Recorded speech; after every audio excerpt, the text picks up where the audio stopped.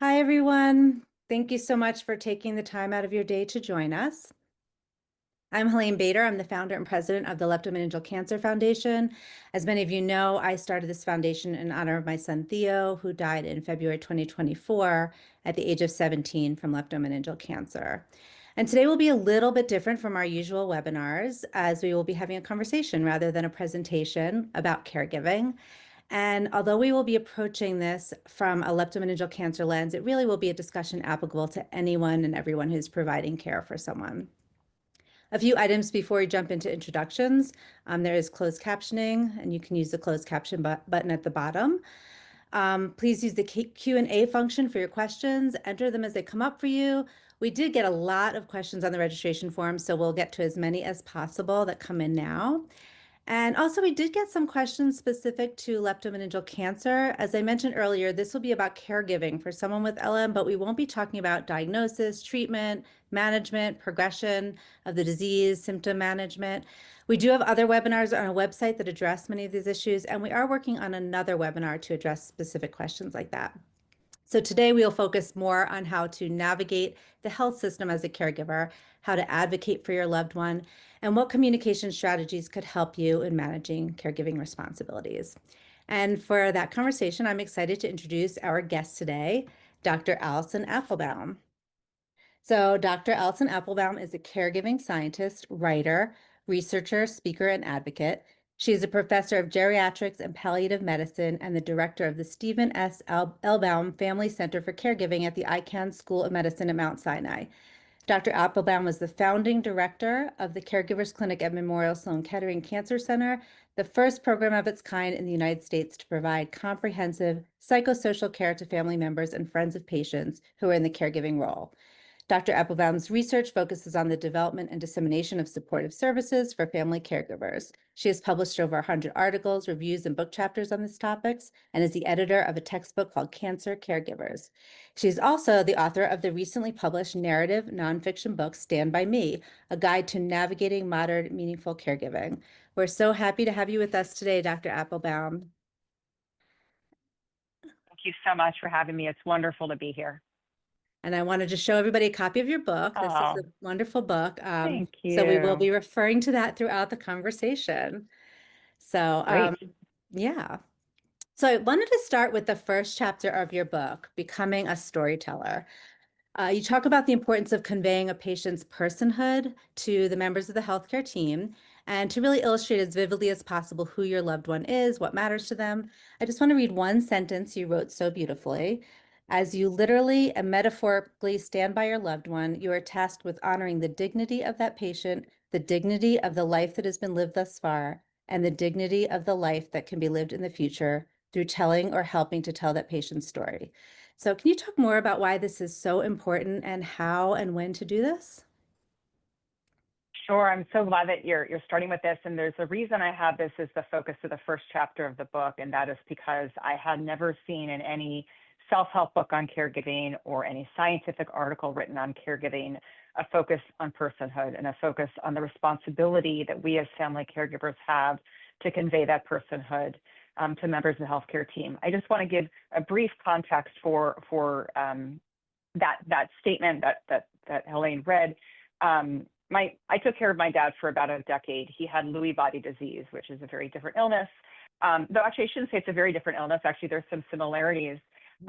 It's a disease, it's a neurodegenerative disease that leads to fluctuations in autonomic functioning and consciousness. That meant that my dad would hallucinate, and he would hallucinate for minutes or hours, or sometimes an entire day, sometimes several days. We never knew how long the hallucinations would last. And personally, every time he hallucinated, it felt like he was gone. It felt like a little mini death that was happening. And whenever I brought my dad to the hospital, he was not his best self, right? We don't bring our loved ones to the hospital when they're doing well. I brought him in. He was often with a urinary tract infection. He was disoriented. He was unable to communicate. And what I found time and time again was so many assumptions were made about my father based on the date of birth on his wristband. My father was born in 1922. So he was an older father to me, an older man at the time that I was taking care of him. He was in his early 90s. And assumptions were made about his capacity for meaningful life based on that date of birth and based on the fact that he was not awake or aware. And it felt to me like these passing members of the medical team were making so many assumptions about him as a frail elder in that bed without any understanding of who the human was, who Stan Applebaum was as a living, breathing, beautiful human who had goals, who was creative, who was not done living and growing despite his physical limitations. And so I learned very quickly that that was my responsibility to share with members of the healthcare team who my dad was and what mattered to him. And not just share with him who he was in terms of an individual living with a medical diagnosis, with a medical history, with a list of medications and comorbidities, but who he was outside of the hospital, what his goals were, what his goals of life were, what he had wanted to accomplish, however big or small. I found myself doing this immediately. And so this is a responsibility I think we all shoulder as caregivers. And we all shoulder this responsibility whether or not our care partner is able to communicate on their own behalf or not. I think this is so central to what we do and who we are as caregivers to tell our care partners stories. I love this because we, as you said, there are similarities. You know, there are hallucinations or times of lack of clarity for the patient, memory lapses. We also did this with Theo. My husband would immediately pull out a picture of him playing soccer, and he would talk about him not only an athlete, like a soccer player, a skier, but he loved art and math, and he just was part of the National Honor Society, and he had amazing friendships. And we wanted to people to see that he was this kind, giving kid, and he wasn't what people were seeing necessarily when we brought him in. So I thought that was such an important piece. And you also pointed out, and I know you have it in your book, that you have this list of the must-know information for caregivers for ER visits, like the helpful history to bring in, which I think is really extremely helpful as well, but then to add to it this bigger picture of the person. And I think that's a really good idea. Yeah, I encourage everyone, there's a list in chapter 1 of all the information you should have on hand when you go to the ER. You should have this list in at least 2 places. First of all, it should be printed out. And I used to keep it on the refrigerator. So when an emergency EMS worker would come to the home, I could just literally give the list to them. And it's also good to keep a list on your phone. But what I emphasize in the book and what Helene is referring to is that just as important as it is to know the health history, to know the medications, the side effects, et cetera, is for you to really understand who your care partner is, what their goals of care are, and what their goals of life are. And I too would often show pictures and videos. So I love that you were doing that, Helene. Yeah, I know you had said something about timestamp videos, and I thought that was so great because I didn't do that at the time, but I think that is a really great way of showing. So once you identify as a caregiver, I think we all have seen that the responsibility can have a really profound effect on us physically, emotionally, psychologically. And you highlighted isolation as a key contributor to these feelings. You know, you have a loss of control, you have to try to balance your emotional needs with that of the person you're caring for. And even for some people, there's feelings of resentment because, you know, people may have a difficult relationship with the one they're caring for, or even just, you know, trying to live their life at the same time. So there are these specific challenges, and even with thinking about life stages as well, because we have people in this audience taking care of kids of all ages. Some of them are taking care of their spouses, some are taking care of older parents. So can you share some ways that people can navigate the responsibility of caregiving that you highlight in your book, such as communication tactics or reframing, support networks? I know it's a big question, but there's a lot of good things you offered in your book. Yeah, there's a lot in there. I'll start with the support network because I think it's really tangible. I think it's really important as you step into the caregiver role and just acknowledge that for most of us, this is not a role that we choose, right? We are thrown into this to take stock of who else is in the caregiving network. So for many of us, we identify as the primary caregiver, the person who's going to take the majority of the responsibility of care. But that doesn't mean that there are not others available who may be able to contribute in big and small ways. And so it's really a great idea to take stock of everyone who could potentially contribute. And then second, it's a great idea to create a very comprehensive list of all of the caregiving responsibilities you have and all of the other tasks that need your attention but are getting more difficult because of caregiving. This is a very, very long list of everything from going to the drugstore and getting the medications to navigating the wound care at home, to calling the home health aide, to all the many things you can think of, in addition to food shopping, pay the bills, do the, do the laundry, deal with the lawn, et cetera, et cetera. Create that list, and then look at the list of people in your support network and think about to whom can you delegate some of these responsibilities. And I say this because none of us can do this alone. There is no way for any one of us to shoulder all caregiving responsibilities, and even delegating just a few of those to-dos on your list can be really, really beneficial. I also encourage you to consider who on that list is somebody who could provide you with emotional support. The reality is that not everybody who is currently in your social support network at the time you become a caregiver is going to stay there. Not everyone's going to be able to step up and provide you with the emotional support that you need or the type of support that you need. That's okay. Acceptance is a very important thing. It's really good to take an honest look at who is available, and if you need more support, to take some time to think about, would you like some professional support as well? Would you like to meet with other caregivers who really understand what it's like to be in the trenches? Helene brought up communication. That's a theme throughout my book. I think communication is just the bedrock of what we do as family caregivers. And I'm forgetting what chapter it's in, but I provide you with a communication technique that I think is really powerful and really helpful. I use it all the time, even though I'm not currently a caregiver at this point, but it's certainly helpful in my day-to-day life. And it's called the XYZ technique. I want you to imagine a Mad Libs. I feel X when you say or do Y because Z. The XYZ technique allows you to very clearly state how you feel and why, to put out on the table what it is you're feeling. Many caregivers I've worked with have really struggled with doing so. And so this is really a nice way to very clearly state what your needs are. And if you're not getting your needs met, I encourage you to give it a try. Yeah, I love that. As you said, you can use it in so many different situations. And for those of you who, will get the book, there are specific examples to put in that XYZ framework that will help you. And then I also think having that memo on your phone is so helpful, of the list of things, because we often have them in our head or put them on a piece of paper. And I know when caregiving, that paper never shows up again. So having them on your phone is a great way to do it. Exactly.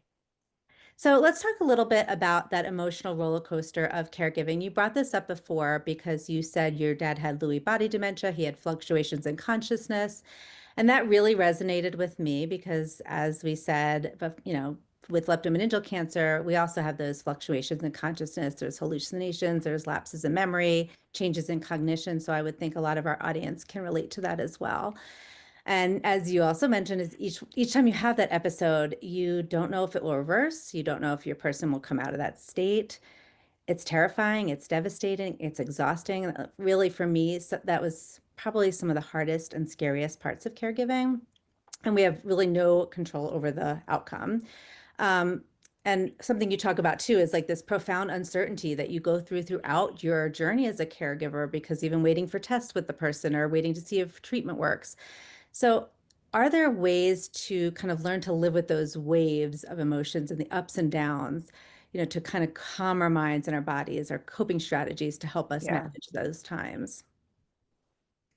Yeah, this is so important. When I think of the one commonality that we all share as caregivers, whether we're taking care of a patient with leptomeningeal disease, with Lewy body disease, with ALS, with a heart transplant, with anything, it's the challenge we face to sit with uncertainty, right? Not knowing what the next year or month or week or day, or in the case of my dad's hallucinations, the next hour would bring, right? It's so, so difficult to sit with that. And that uncertainty is for many of us very much tied with anticipatory grief and pre-loss grief. I'm going to just take a minute and define what those two types of grief mean, because they get confused with one another. Anticipatory grief being the grief we feel, the fear we have of a future which our loved one is going to no longer be here, us sort of mourning in advance the death of a care partner. The pre-loss grief being the grief over the changes that we're already witnessing. So not being able to have a meaningful conversation at a certain point with my dad, or feeling like that was not going to be possible. These two very much contribute to the uncertainty. There are many things that we can do to help us to navigate uncertainty. The first is when we feel anxious, when we feel fear, we are usually having a thought. In fact, every emotional experience we have has a thought behind it, the good ones too, by the way. So for example, whenever my dad was hallucinating, I would have the thought, well, that's it. I'm not going to get to have a meaningful conversation with him again. It's over. And one thing that I found really helpful, I encourage my patients to do, I encourage all of you to do, is to take a moment to identify what is the thought you're having that's really tied to that fear. It might be a similar thought to the one that I was having. And I want you to ask yourself how true or how valid or how helpful is that thought. And in the case of my father, I lost track of the number of times he hallucinated. It was thousands. And so for me, at some point, it was the likelihood is that he's going to actually return to orientation and I will be able to communicate with him again. And it was helpful for me to examine the thought I was having. When we examine our thoughts and we find, for example, that they're accurate, right? We can't challenge them at all. That's when it's really important for us to actually do something that probably feels counterintuitive, and that is to allow ourselves to grieve. Grief and sadness is so often deeply behind a lot of the fear that we feel. And so I encourage all of you to give yourself permission to take time to express any of the grief you may be feeling. There's so many losses that we experience in the advance of the death of a care partner. Loss of dreams, loss of goals, loss of a daily life, loss of a vision, loss of one conversation may it be. And giving yourself permission to grieve these losses and actually express that grief is actually going to help you eventually to sit with uncertainty. There are two other practical things I'll suggest. And the first is that when we are sitting with uncertainty, we tend to do two things. We tend to worry being repetitive thoughts about the future, what's going to happen in the future. And we ruminate, repetitively thinking about the past. Now, if we are worried about the future and we're ruminating about the past, we completely miss out on the present moment. And that's not great, especially when we want to capitalize on every present moment with a care partner. So I encourage each one of you to consider integrating some mindfulness practices. These are techniques that help to bring you to the present moment. Anything that helps you to connect to today is, let's say, November 12th of 2025 at 1:18 p.m. Connect yourself to the present moment. It could be as simple as taking a deep breath and looking out the window and seeing the sky. It could be as simple as touching a plant and literally feeling the sensation of the plant on your hand. So anything you can do to bring yourself to the present moment can be really, really powerful. I also want to say about worry and rumination, I'm a clinical psychologist by training, so forgive me with this one. We tend to worry and ruminate. This is going to sound strange. We tend to worry and ruminate because it's something we can do. When we are out of control, as so many of us as caregivers are, something we can do is worry. It gives us something to do, it gives our brain something to do. But we all know, of course, that it's not that helpful. What can be helpful in addition to the mindfulness strategies is consider for yourselves personally, what is one simple thing you can do each day over which you have control? So for me, in the thick of caregiving for my dad, it was a very, very complicated journey, complicated in many ways, in part because my mother died very suddenly shortly after his diagnosis. I was also working professionally in the space and trying to keep afloat in every possible way. I found the one thing that I absolutely had control over in any circumstance was my breath. That I could take a moment and take a deep diaphragmatic breath, which is a deep breath in through my nose, hold it for a few seconds, and then exhale slowly from my mouth. I could do this in a waiting room. I could do this in the emergency room. I could do this anywhere. And that doing so allowed me to feel a sense of control over the present moment and really connected me to the present moment. And so I encourage you to consider whether it's going to be diaphragmatic breathing, some other mindfulness techniques, but anything that can bring you to the present moment is also going to help you to sit with that uncertainty. Yeah, that's really, really helpful. And it's interesting. One of the things that I had heard early on when we were taking care of Theo through his illness was be where your feet are. And it was just so specific to me. I Love that. literally would Love look that. down. Yeah, I would look down at my feet and I'm like, okay, here's where I am. Get back in this moment. And I thought it was just a very like good way to kind of, root myself in the present.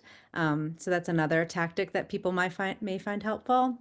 But I love the breathing. I Yeah. I think we all forget to breathe when we're stressed, and there's a lot of stress involved. We do have a question Yes. later I was going to talk about with the worry and rumination, so we can get back to that. But I love that you said about that's the one thing we do have control over, which I never really thought of it that way, but that is what, we do when we don't have control over anything else. So, One thing I'll suggest, I hope it's okay, since we're talking about worry and rumination, I think for us as caregivers, we could basically spend 24/7 worrying, right? We could spend all the time.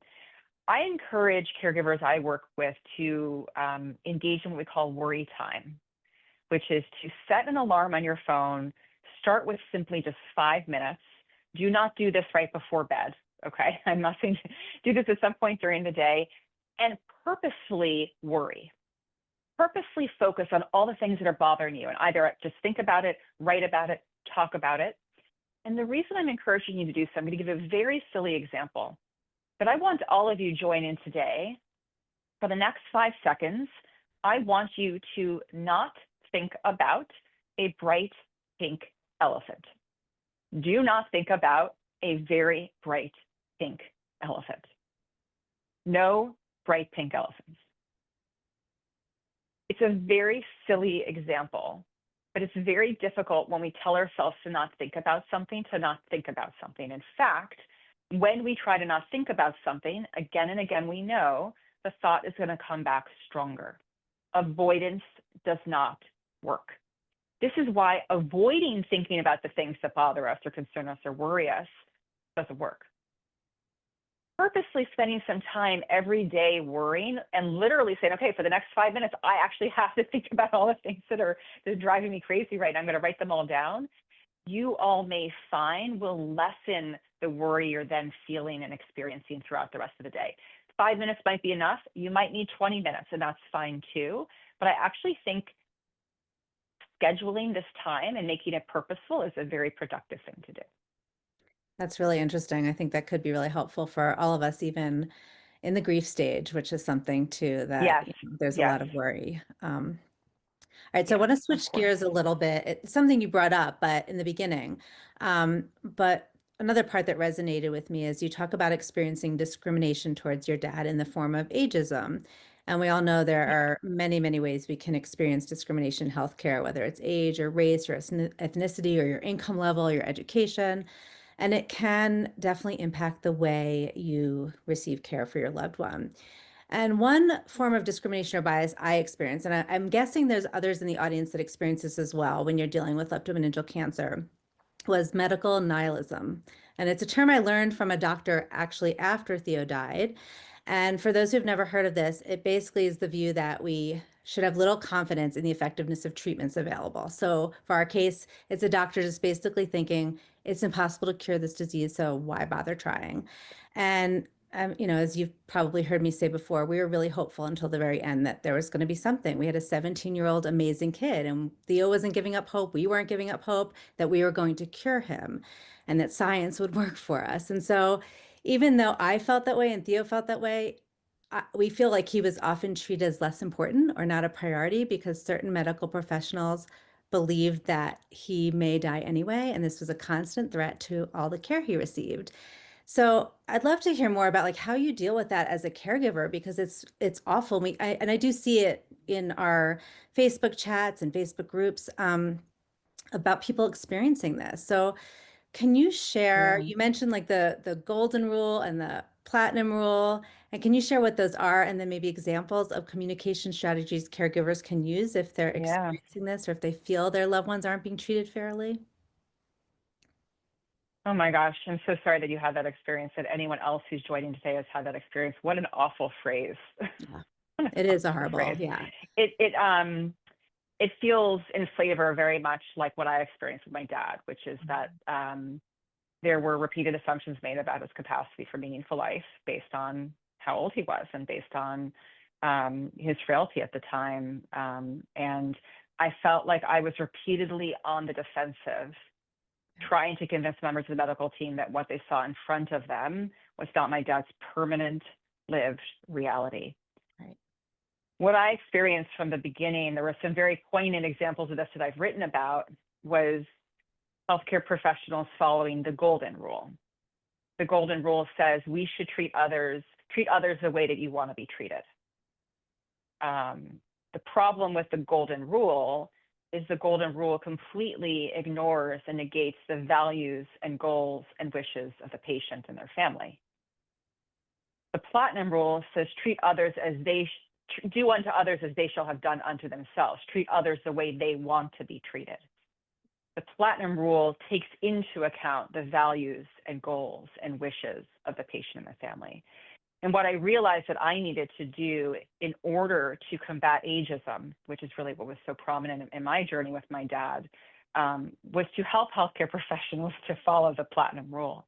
Mm-hmm. And that goes back to the first conversation that we opened this discussion with, which is to help healthcare professionals understand who my father was and what mattered to him. And so I was very vocal as a caregiver. I know that I was many times documented as that nasty daughter in the medical record. In fact, I have my dad's entire medical record, and I treasure all the things that were said about me with a badge of honor. I was that outspoken person, but I know, and whenever things happened where it was very clear that healthcare professionals were following the golden rule, I gently challenged them, always gently at first. I gently challenged them. And that's actually where, in part, I would take out the timestamp videos of my dad, for example, and I would say, I understand that this is what you're seeing, but 2 weeks ago, he was walking down the boardwalk, or we were listening to this classical music, and he was talking about the composer, and this is what my dad's baseline is, and this is what he wants to get back to. So I need you to help us to get back there. Anything that you can do to humanize your care partner is going to help combat any of these biases that we experience.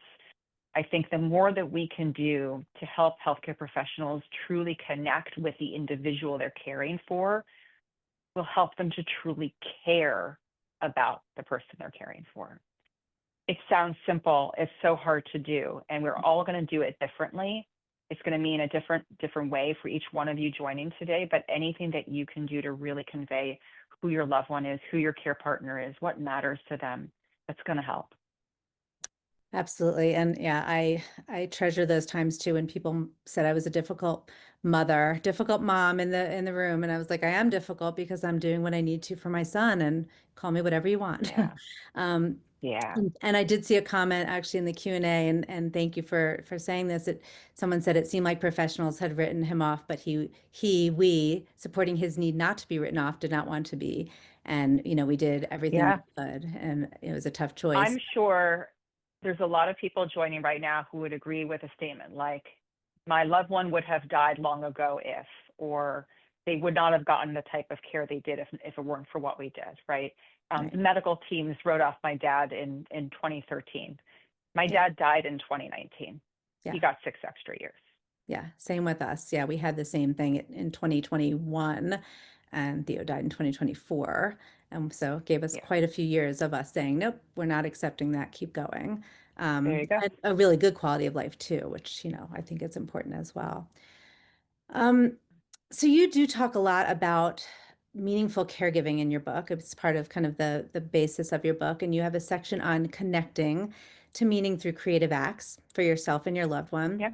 And I actually recently spoke with someone who was telling me that they're so busy doing all this stuff for their person that they're never present for them. They're just doing all the tasks, and they don't find ways to enjoy or cherish those moments that you can. And I know this is really hard when you're dealing with someone who is very ill or needs a lot.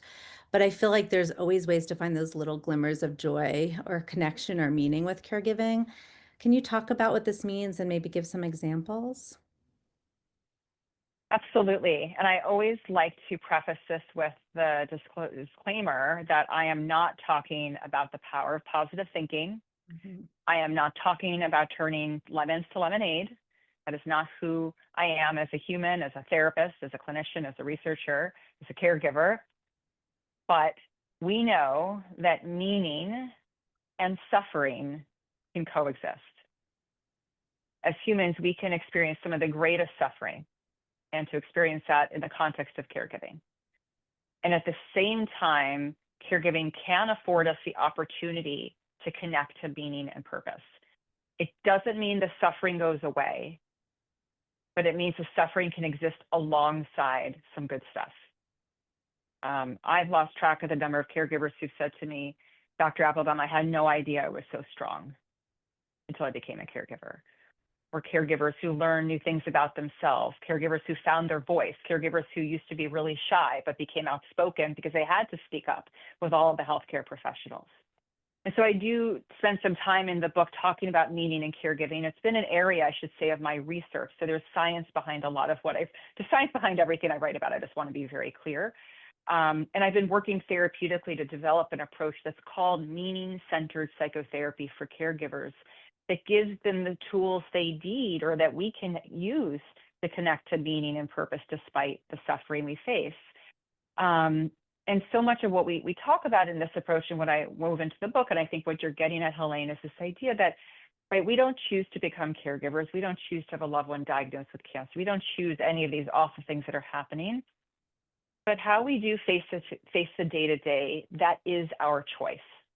And I want you all just to think about that, especially for those of you who are currently in the caregiving role. How you face every day is a choice, how you face each moment.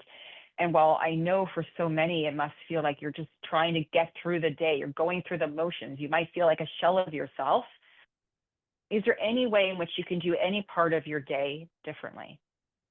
So much when we think about meaning and caregiving is this idea that so many of us feel like our lives have been put on hold, right? We're no longer able to work full time because of caregiving, or we're not able to travel. We're not able to do the things we once wanted to do. Our dreams are deferred. But to think about what, despite the limitations you face, can you do?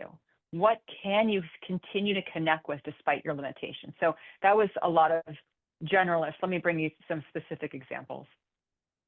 I'm thinking about a patient of mine, a caregiver I worked with.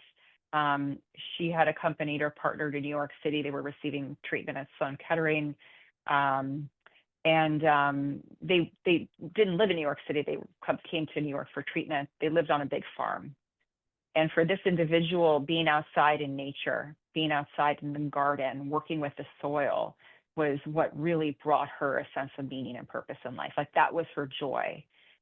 But she was stuck in New York City for months while her partner got treatment. We discussed how potentially she could take some time to create window boxes for her New York City apartment. Window boxes will be maybe this big, not a big garden by any means, but putting window boxes together would mean she would have her hands in the soil. It would mean that she would arrange the plants or the flowers in a certain way. It would help her to connect, even in just a very small way, to that part of herself that felt free and grounded and joyous through gardening. I'll use myself as an example. I wrote about this in the book. Before healthcare, I had a career in the arts. I was a professional ballet dancer. Dance has always been a very big part of my life. It's been a very significant coping tool for me, especially since my dad's death. When I was taking care of him, I did not have the luxury to go take a dance class, to leave the hospital for hours at a time, to be off my phone for a while. But I realized that the bars on my dad's hospital bed made great ballet bars for me. They were the perfect height. And so it was really not uncommon for a doctor to walk in and I would be standing there with my arm on the hospital bed and doing my ballet bar routine. It helped me to reconnect to that part of myself that was always strong and grounded through dance. So I want each one of you to consider, what is something from which you've become disconnected because of caregiving? And while maybe you can't do it the same way, maybe you can't go travel the world, maybe you can't go take that class you wanted to take, how in a small way can you reconnect to that valued activity or part of yourself in the context of caregiving? That is one way to reconnect to meaning in this role. Another is to really be honest with yourselves and answer the question, who am I? And answer it from two perspectives. Answer it before you were a caregiver and answer it now. And not only do I want you to take a look at what has changed, perhaps, again, there's losses that you've experienced in your sense of self, but I want you to give yourselves permission to think about what have you gained. I became a much stronger, a much more grounded, and much more peaceful and accepting version of myself through caregiving. Didn't feel like it in the trenches, to be clear, but over time, that's what happened. We all develop those strengths, and helping yourself to even give yourself permission to think about that can also be very meaningful. Yeah, I think the permission is definitely a big part of it because I think we all feel a little bit of guilt or a lot of guilt when we step away or we do something for Oh, ourselves, yeah. trying to focus on our person.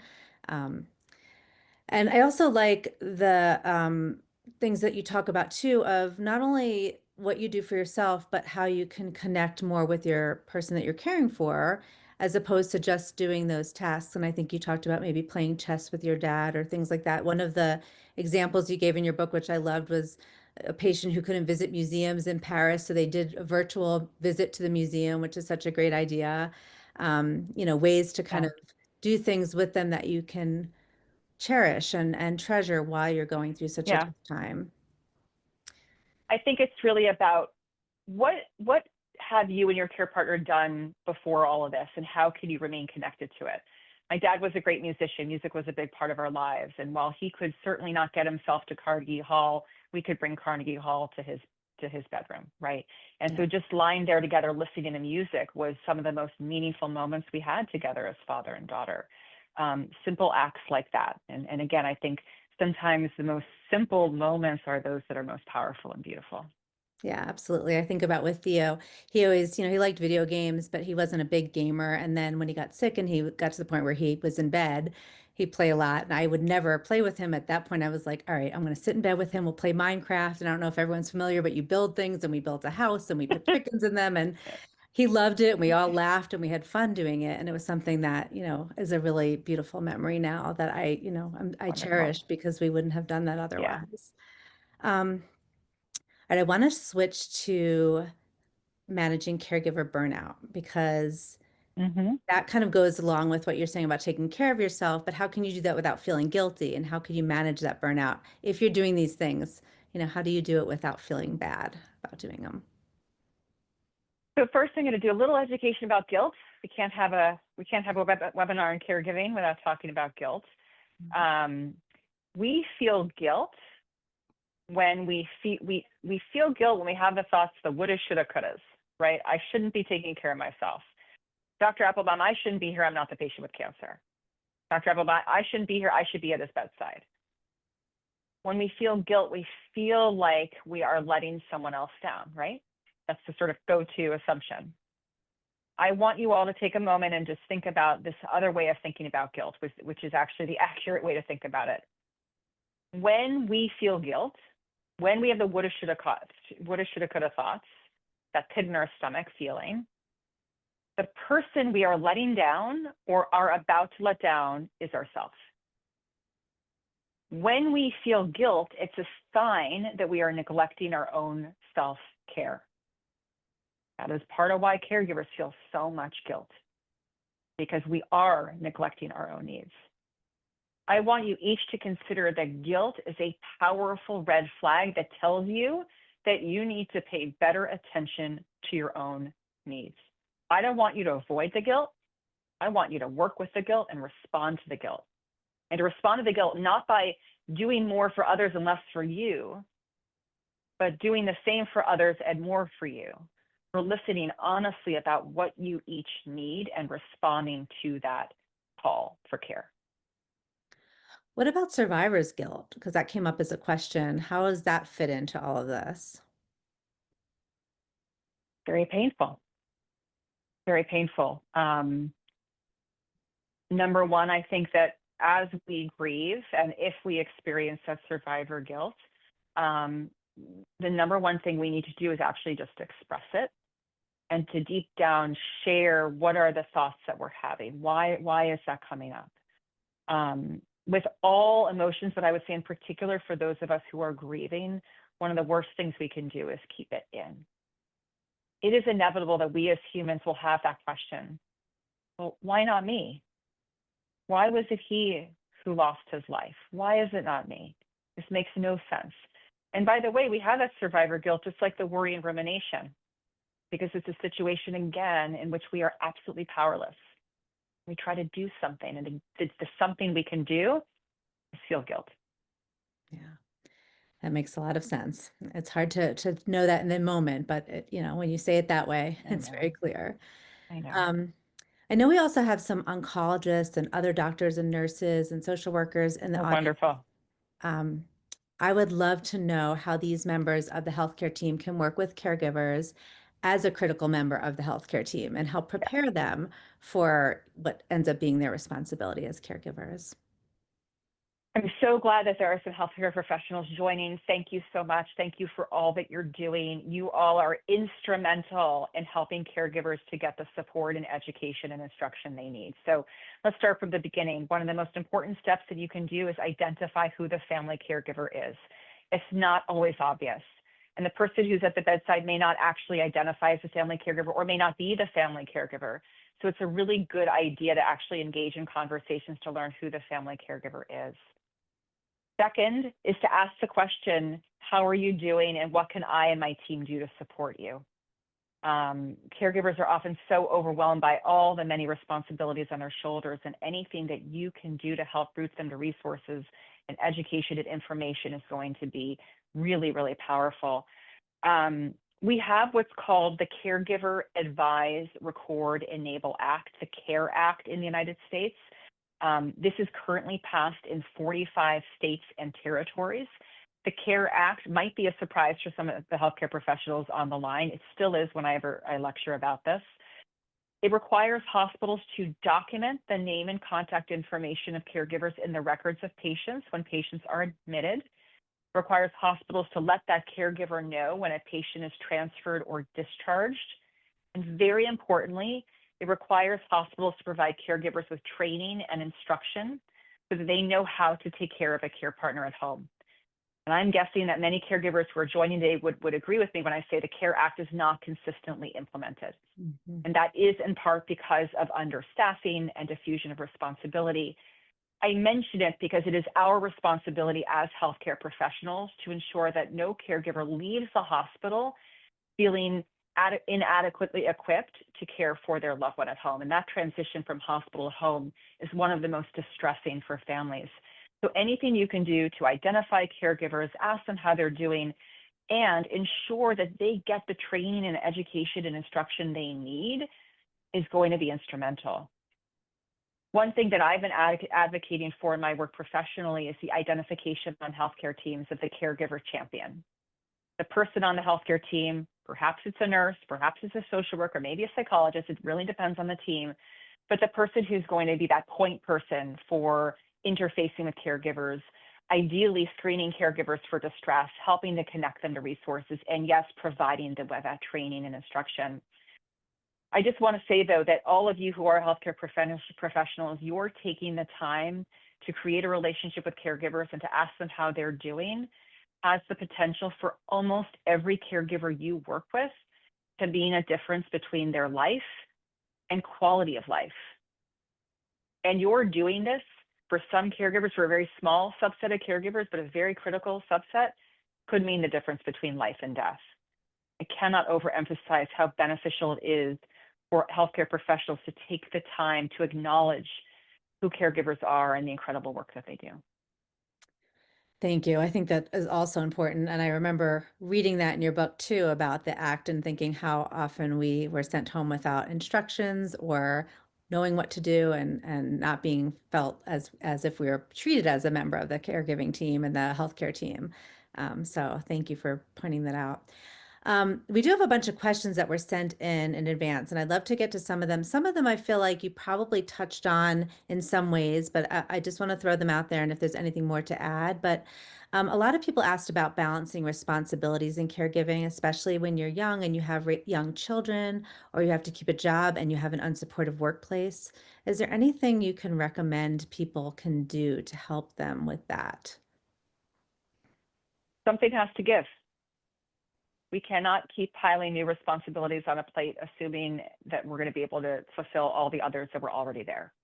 And it's a really difficult reality to face, but if we add caregiving onto our plate, something else is going to have to come off. It might mean that we don't work full time, or we work different types of hours, or it might mean that we need extra childcare. Might mean we need to shift the way that we work. But I would encourage you to think about how you can make some changes to your daily life to accommodate caregiving. And then again, going back to something we talked about earlier, is delegating. Hmm. Not every caregiver feels comfortable delegating, but again, none of us can do this alone. If you're already finding it difficult to balance caregiving and everything else, well, that's a great sign that it is time to delegate.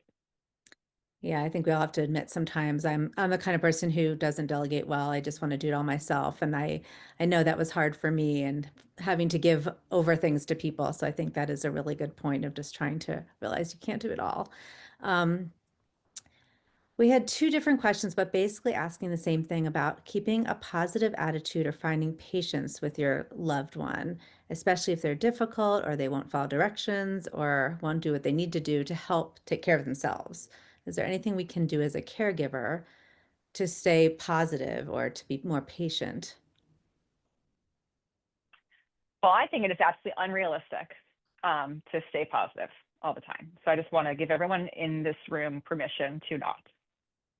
That said, I recognize how there is that pull, that draw within us to express positivity to our care partner.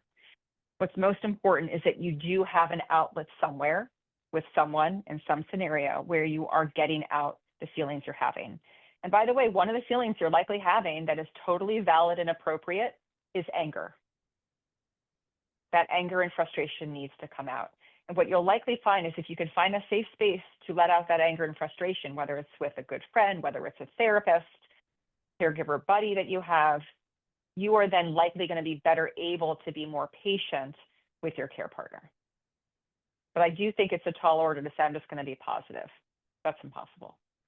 Yeah, I just actually spoke with someone recently who's a caregiver, and she joined a support group of people dealing with very similar situation that she's in. And she said they have a text chat called the Safe Space, and it basically allows them with this group to say anything. And I thought that was such a beautiful way of doing it because a lot of times you can't say things that you are feeling because you don't want to sound hurtful or resentful or, anything that sounds negative, but it was her way of saying, this is a safe space. We all know we have these feelings. It's okay to express it here, and no one's going to judge you or, have any issues with what you Yeah, say. And I thought that was a great way of coming I together. love that. Love that. Yeah. Yeah.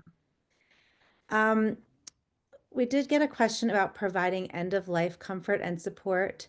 And how do we know what the dying really want from us? What do we do to kind of understand that more? Ask, be courageous and ask. I do have some within in the book, I do have some question prompts that you can use to open some vulnerable conversations with your care partners. The best thing you can do is to ask. Ask them directly, what would you consider to be a good or meaningful death? Hard question, but it's a powerful one. What is most important for me to know about what you want at the end of life? What do you hope for me after you're no longer here? The greatest gift we can give our care partners is permission to talk about the end of life. So many patients and caregivers walk around in what I call a network of silence.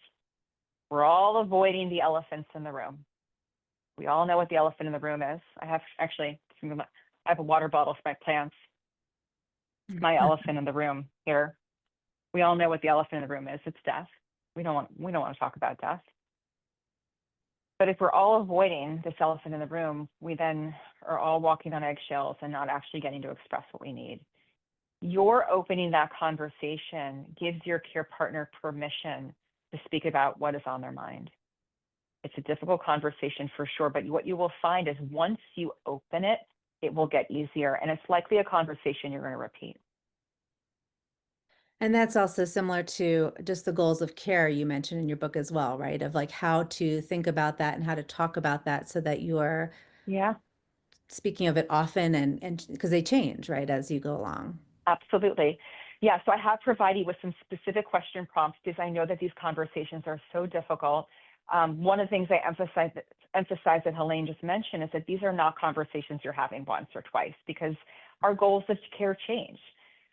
What my dad wanted for his care in 2013 when he was first diagnosed with Lewy body disease was drastically different than what he wanted the year he died. And had I not had repeated conversations at different junctures over the years, I would not have been able to provide him with an end of life care experience that was as close as possible to what he had wanted. And so these are conversations that are very important to open and to consider that it's a broad umbrella of advanced care planning. It's not just what type of treatment do you want. I mean, what does quality of life mean to you? What does meaningful life mean to you? How do you want to spend this time? These are the important questions. So on the flip side of that, how do we prepare emotionally for end of life of our care partner? I mean, is there something other than, the support network? What can we do? Is there anything that's helpful? Being part of this community is a wonderful thing to do. Having a supportive community is really powerful. Allowing yourselves to express any anticipatory grief when it comes up, not avoiding it, not avoiding the pink elephant in the room. Allowing yourself to express that is really, really important. Making sure that you have support available to you for whenever that time comes. You might have specific concerns like, I've lived with my care partner for the past 50 years. I'm really scared about being by myself. Well, then I would encourage you to put together a network of people who can stay with you for at least the first few weeks after your care partner's death. Do some problem solving around how can we make life be a little more soothing for you at the point when it's, of course, going to be very, very painful. Yeah, that's a hard question, but that's a good answer for sure. This is kind of a different perspective, and this came from a patient who wanted to join this webinar. Um, but why do caregivers give up? And what can we as a patient do to help them? Which, I don't know. Yeah, I don't know the answer to what that looks like, but I feel like that is something that probably does happen more often than we realize. I think giving up looks different, looks different in different, it can look different, what it means to give up. I imagine why a caregiver might give up to be they've just reached their limit in terms of what their emotional bandwidth is. I think what can be really powerful to help caregivers, especially those who are getting to that point, is very simple, and that is thanking them. Thank you for everything that you do. I know how much you have put your life on hold to take care of me. It is not lost on me, so many of the things that you missed out on. I cannot thank you enough. It is something that is so very meaningful to me. These words are the best medicine. Yeah, that's perfect. I think that is really helpful. People often need to hear it because they get to that point where it feels like they're just doing it and the person isn't able to connect with that. And then it does, maybe they feel resentment or frustration or Yes. anger. Well, we had a lot of great questions. All of this information is in your book, a lot of really good tips and tricks and ways to kind of think about communication and navigating communication. So I will put the link to the book in the chat. So you'll see the book, be able to look at the different chapters, and many of you are receiving a book from this webinar. Um, it really is such a helpful book and a really an amazing way to honor your dad, Stan Applebaum, his legacy. Thank you. So before we go, can you share why you named the book Stand By Me? I think it's a really beautiful. I love this question. Yeah. Um, so my dad was an incredibly prolific musician. He was a composer, orchestrator, arranger, and conductor. He worked with many of the great artists of the 50s and 60s, including Benny King and Neil Sedaka, Connie Francis, Brian Hyland, the list goes on and on and on. And my dad is perhaps best known for his arrangement of Benny King's Stand By Me. So he was the arranger on the entire album and on that piece.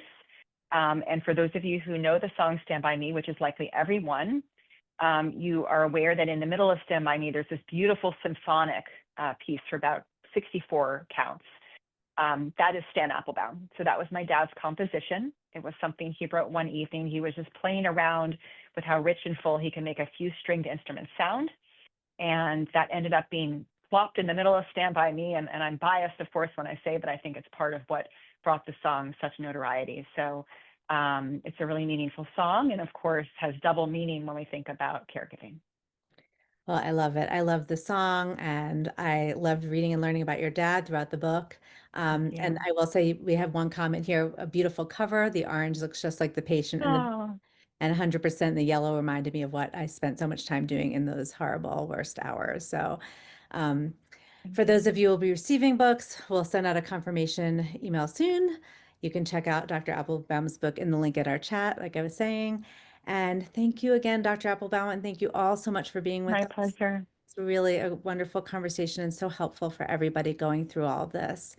So we will see everybody soon. And again, thank you.